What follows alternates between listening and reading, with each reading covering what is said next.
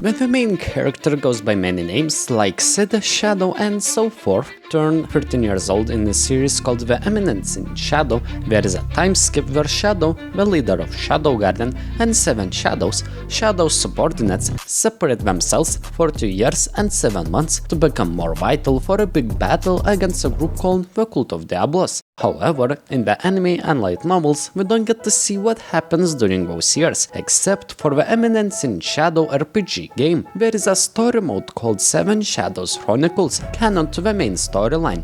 In this series, I will voice over a narrative of what happened during those years to the 7 Shadows. If you want to stay updated on the new episodes, leave a like, subscribe and let's get started.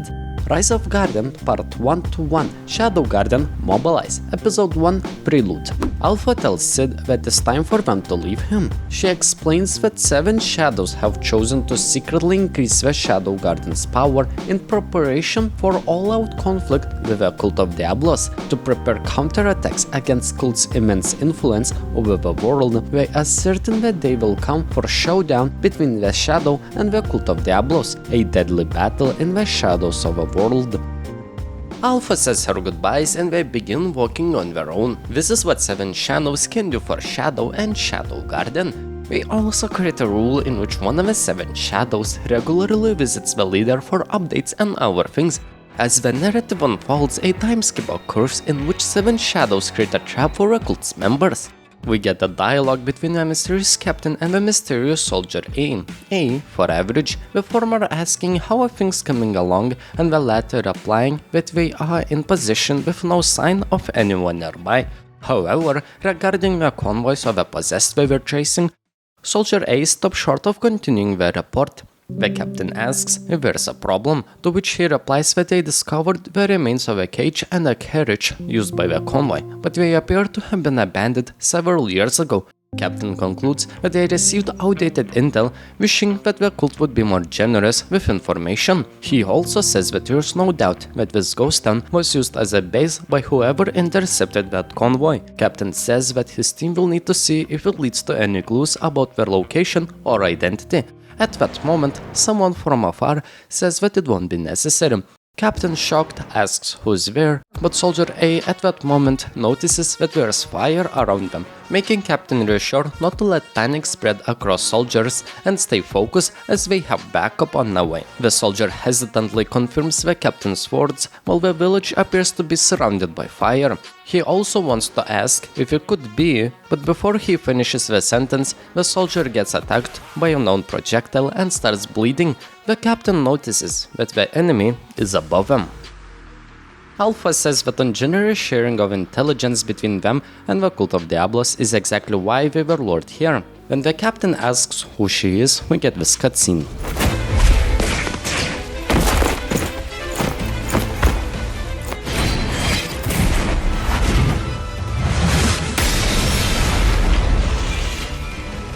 Alpha says that via Shadow Garden, they lurk in the darkness to hunt down shadows, and they will exterminate them. Mysterious Soldier B scoffs at her words, saying that she will eat those lines before getting laughed at and hunted by Delta. The mysterious captain realizes that they are dealing with Therian troop, half human, half animal. He encourages soldiers not to cower.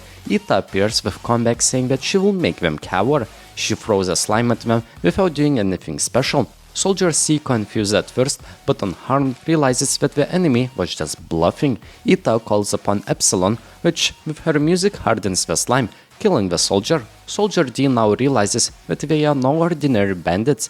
Zeta appears behind him, telling that he's a little late to realize that, before getting cut down by chakram weapons and promising to kill him tonight. He starts coughing up blood and shouts that the enemy is behind him while also asking how did she without finishing the question.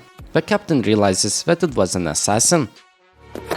Gamma falls in front of the enemy. Soldier E in confusion asks if she just tripped on her own feet, before getting slashed by the thrown blade.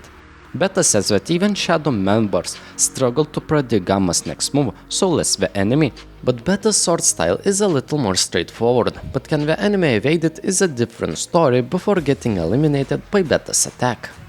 After the battle had started, the captain was surprised that the 7 Shadows had already taken out reinforcements guarding the perimeter, Alpha comments that she was just keeping her promise of exterminating the enemy. She also says that she will leave him alive for a little longer until backup from a church and the Cult of Diablos comes scurrying to the rescue, as the Shadow Garden has business with them. This is the story about 7 shadows, loyal servants scattered across the lands, expanding the Shadow Garden's reach in preparation for an eventual showdown with the Cult of Diablos. Episode 2 Garden Policy. We return to the small shed where Shadow accidentally frees Alpha from a possession and establishes Shadow Garden. Right now, Alpha is organizing a meeting between all the 7 shadows. She says that the real battle is about to begin. Beta confirms that everyone is here. Alpha starts the gathering about the future direction of the Shadow Garden. Ita complains that this place sucks, while Beta remarks that Ita's ready built house stood out like a sore thumb in this ghost town, so they had to demolish it. Meanwhile, Ita and Delta are always asleep in those meetings, so Alpha lets them listen to her without getting up. Alpha says that their top priority was investigating the Cult of Diablos and researching the curse related to the possessed, but now we will focus on gathering intel from various locations, which means more opportunities for confrontations with the cult. Alpha also has a proposal for the Shadow members to use swords more actively, because Shadow taught them his own sword style, until he ordered the girls to train on their own and develop their unique sword styles. But for Alpha, the fact that he taught all the 7 shadows the same swordsmanship holds great significance for the Garden's future. She wants her swords to symbolize the Shadow Garden's existence. They will be the swords the Shadow himself wields. Epsilon comments on understanding Alpha's idea, saying that in addition to their preferred weapons, they should also use their master sword technique to represent the Garden for the future members. Gamma also adds that by standardizing the sword style, instead of choosing their various favorite weapons, they can avoid the identification of an individual Garden member. Beta says that Master Shadow is incredible, because he had it all planned out. Alpha confirms Beta's statement, expressing that each has their preferred fighting style. Shadow must have told them to develop their talents to prevent them from going to waste, but if they were to embrace the role in the Shadow Garden fully, they should also make their standard fighting style and techniques as consistent as possible. Zeta notes that she does not dislike the sword, but it depends on the circumstances. Alpha agrees, stating that if war consists of espionage, like Zeta's, then it would be more convenient to use weapons other than the sword to their advantage. Delta and Ita are not very interested in learning swordsmanship. Alpha then looks at the advantages of using their preferred styles, like when there's a formidable opponent. She leaves the topic on hold as something to strive forward in the future, but they should still make it into reality. Delta is cheerful with this conclusion, asking if she can continue to use her claws for hunting. Alpha agrees, but also reminds her not to neglect sword training. Delta reluctantly agrees. Gamma then decides to change the topic by stating to Alpha that expanding the Shadow Garden and maintaining its secrecy limits what they can do in this place of theirs. Alpha agrees that their first task should be to find a new base as soon as possible. Ita is very satisfied with his latest home decision. Alpha continues the meeting, asking Beta what their plan is for today. Beta states that they have outlined their roles, including searching for a new base. Firstly, Alpha will officially serve as Shadow Garden's commander-in-chief and supervisor. She will be the leader, managing the overall operations while participating in missions and planning when necessary. In short, Alpha is a jack of all trades, master of none. It's a big responsibility, but she promises to do her best to carry out her duties. Yeah, but in moderation. Beta's job will be to analyze and document intel, investigate the cult, and rescue the possessed. Her duties mainly consist of desk work, but she will be actively involved in missions requiring off-site intel gathering and investigations. Gamma will be responsible for managing and coordinating Shadow Garden as a whole. Also, the growth and funds needed for the Garden to gain power will rely on Gamma's intellect. Delta will specialize in direct combat with the cult while rescuing the possessed. Epsilon's job will be to save the possessed and provide backup in various areas. At first, she was unhappy taking a backseat role, when Alpha included a job description that requires good sense and careful attention to detail, which only Epsilon, the faithful, can fulfill. Epsilon agreed. Zeta's role is espionage to cult-related intel, and now she will look for a new hideout. With extra responsibilities, Zeta did not take it happily. Ita's role is research and development for the Shadow Garden, and also... oh wait, she fell asleep. Too bad, because Alpha was planning to involve Ita in architectural matters for a soon-to-be expanding number of bases. Ita, hearing those words, wakes up and takes the job. Delta asks Ita to clear up if she is asleep or not, to which Ita replies that she's asleep. Gamma says that everyone has responsibilities and encourages them to do their best. Alpha confirms her statement, expressing that the Shadow Garden is quietly but surely taking its next step. Ita needs a bigger base than this one. Episode 3 Shadow Covert Operations. 1 week later, the meeting continued with Beta reporting on their activities over the last week. Gamma is moving to acquire shares in a company. Alpha asks for more information, and Beta states that Luna Limited deals with clothing supplies in the Midgar Kingdom. They are currently inactive due to the age of their president. According to Gamma's report, the transfer of control of the company will take place quietly and smoothly. Alpha says it's imperative not to rock the boat when gaining a foothold. She's impressed with Gamma's results already. Meanwhile, Zeta continues to carry out her espionage activities. It seems she's also exploring and vetting new locations for the Shadow Garden's base. She has sent a list of potential sites, but Alpha and Zeta are not satisfied, so Zeta continues the search. Delta and Ita are on standby. Ita is immersed in her research. As for Delta, she is bored and wants to go hunting. Alpha realizes that they are testing her patience. Beta suggests that Delta learn to do our jobs, which Alpha tells how even Shadow tried and gave up after realizing how pointless it would be by looking at his eyes. It would be best to develop Delta's strengths and force her to overcome her weaknesses. Meanwhile, Epsilon is surveying the underground facilities Zeta investigated last week. Believed to belong to the Cult of Diablos, she should be coming back very soon from completing the investigation and survey. Speaking of Epsilon, she introduces herself this instant. Alpha greets her with a warm welcome, while Beta reluctantly welcomes her too. Epsilon says cold-heartedly thanks to Beta, and both girls glare at each other. Alpha asks if they can continue their conversation. Beta and Epsilon are shocked when they realize they are slowing down the meeting. Letting Alpha continue, she asks Epsilon about her results. Epsilon claims that their intel was uncertified, but was able to confirm that the underground facility is indeed a hideout for the Cult of Diablos. Plus, there are traces that the possessed were transported there within the last couple of days. Alpha tells the team to quickly make a move, while Beta asks for confirmation if they should do it right now. Alpha confirms her statement, launching a rescue operation with available members and moving out in 30 minutes. Episode 4 Possessed Search. Cultist A is attacked.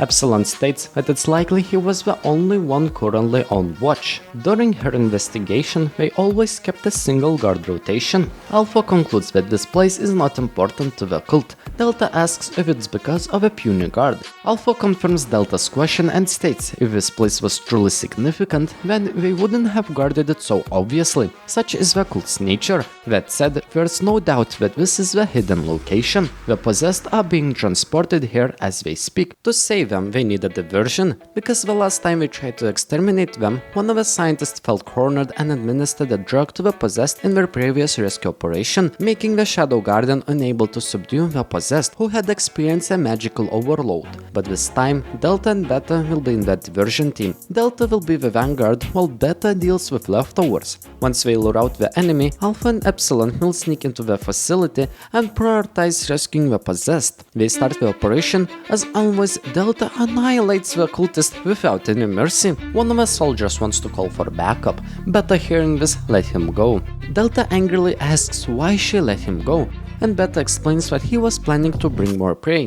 Delta is happy for Beta holding out and for the enemy fetching more offerings. Delta at first thought that Beta doesn't like hunting, but she's pretty good at it. Beta replies that she still doesn't like it, but if it's for Master Shadow, then it's a different story. We cut to the rescue team and see they have discovered the cages where the possessed used to be. They find many empty cells, concluding that they have been transporting them here for a while. Epsilon regrets that they could not investigate it sooner, saving more of them. Alpha says to Epsilon that Master Shadow gave them all manners of power and wisdom, but that doesn't make them all-seeing gods, so they should all do what they can for now, for the sake of tomorrow. Since we will face many more situations like this, we should not act impulsively. Epsilon agrees and they continue the rescue mission. Cultist F yawns, giving them an opening to kill him. Episode 5 After the rescue. Epsilon surveyed their surroundings, confirming no sign of enemy reinforcements, while the diversion team is doing its job of being the decoys. Defending this facility is the last thing on their minds. Alpha and Epsilon only find one breathing creature, Well, for the hours, they are too late. Epsilon blames herself, but she comes to her senses when Alpha says they can leave later because there's no time to waste until they save this one. Epsilon gives the honor of rescuing the possessed to Alpha, but Alpha says it's time for her to learn how to do it herself. The only ones who could save them were Lady Alpha and Master Shadow. Alpha encourages Epsilon to do it too. Alpha states that Epsilon's magic control exceeds her own. After back and forth between Alpha and Epsilon, she agrees to save the possessed. Epsilon imagines magic like a flowing melody. Instead of controlling the current, she lets the magic go its own way. She finally reverses the possession effect, learning its technique, revealing a tiny elf who is very confused when regaining consciousness. She is surprised that her body is back to normal. Alpha explains to her that the possession was a dying curse that the demon Diablos placed on the heroes who defeated him long ago, proving that the hero's blood flows in this girl's blood.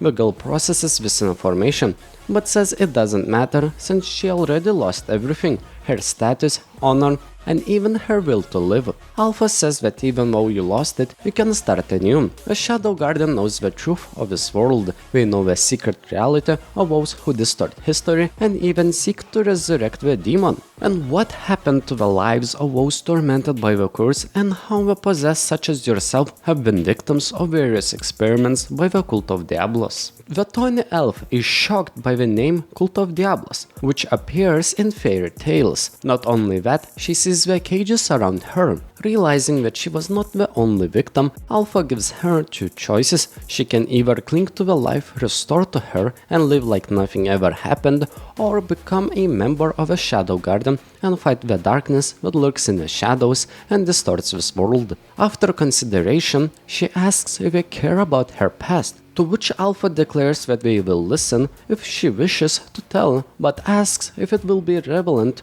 to the life she will live now. Alpha realizes that the girl she talks to could also be one of the possessed. Alpha confirms it, telling her that they also lost everything, but Shadow saved them and taught them how to cure the possessed, a method which was lost in history. Shadow will lead them to the destruction of the Cult of Diablos. That's what Shadow Guardian works toward. Tiny Elf learns the name Shadow and realizes that she owes her life not only to Alpha, but also to the leader called Shadow. She decides to dedicate her new life to Shadow and his team. Alpha accepts her proposal, welcoming her to the Shadow Guardian and giving her a different name, Lambda, the 11th Greek alphabet. After all that, Alpha reports to Shadow that they destroyed all the surrounding hideouts belonging to the Cult of Diablos, while avoiding any association with Sid and his Kagano family. Sid accepts and praises Alpha for doing a good job. Alpha also says that they rescued many of the possessed in the process. Most of them have pledged allegiance to the Shadow Guardian, making the groundwork steadily laid for carrying out Shadow's objective. Sid states that if there's too many people around the village, they will be discovered soon. Alpha already has a plan in mind. Zeta is already scouting new bases and they will move as soon as they find one. Alpha also mentions that to coincide with the Shadow Guardian's growth, Alpha has everyone, including the 7 Shadows, retrained with a sword. This makes Sid surprised. Alpha continues, saying that he has provided Beta and herself with a thorough foundation in the swordsmanship, but only taught our 7 Shadows fundamentals before encouraging them to follow their own paths. Sid again was surprised as he already forgotten what he had said, but thanks to his advice, the 7 Shadows each developed their own individual fighting styles. But Alpha instead thinks that it's best to value both the secrecy and the symbolism of a Guardian. Sid remembers that he did say that only because Gamma and Delta were struggling with their sword technique. This was the first time Shadow had even experienced any sort of setback since coming to this world. While Epsilon was good at controlling her magic, Zeta excelled at anything you threw at her, and Eta pretty much had zero motivation. He figured that they would sort of manage without him, so he let their sword training slide after that. Well, it turns out 7 Shadows were just fine, but Alpha wants to train them in the sword again, and Sid was not opposed. Shadow says to Alpha, the start of a journey with no clear path forward Yet beyond that heavy mist lies the land of shadows where we must rise. She reacts to it as something clicks in her head. Alpha then remembers that Sid's mother scolds him if he doesn't show up for supper, so she will be leaving. Sid starts reminiscing about Alpha's words, a sword to symbolize the Shadow Garden's new base, making Sid realize Alpha has a thing for these tropes. This was part 1 out of 15 parts of this season, not to mention new episodes that are still coming out in the second season. If you want to continue watching my videos in the future, then leave a like, subscribe and comment if you want part 2 of this series.